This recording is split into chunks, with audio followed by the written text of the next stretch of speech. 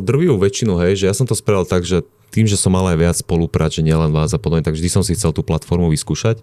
A ja som vždy tam investoval nejaké peniaze. Hej. Jednak si myslím, že keď už máš nejaký majetok, tak sa ti oplatí robiť aj to, že keďže tá ochrana je väčšinou do 20-30 tisíc, tak to rozložíš rôzne na tie platformy, hej, že nejaká taká ďalšia ochrana, ďalší level ochrany by som povedal. Ale mal som asi na 3 či 4 platformách takto a samozrejme, že vždy aj keby som sa podľa mňa bavil s tebou, že máš určite pasívne investované, ale sem tam si niečo kúpil bokom. Všetci to robia, my sme to robili aj na výške, kedy sme ešte nič netušili a obchodovali CFDčka.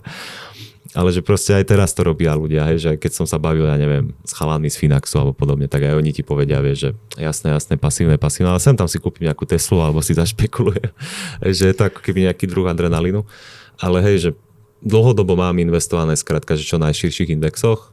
A keď som skúšal aj mať, že 1-2 roky, že som si povyberal pár akcií, že mal som tam nejaké zbrojovky, ak začal konflikt a nejaké také tie väčšie akcie, tak aj tak som pod tým benchmarkom S&P 500, hej. Čiže presne som prišiel na to, že vôbec sa mi neoplatí na tým ani rozmýšľať, že zbytočne, že radšej to dám do nejakého najširšieho indexu, že buď to bude u vás, alebo skrátka si kúpi človek na nejaký najväčší index.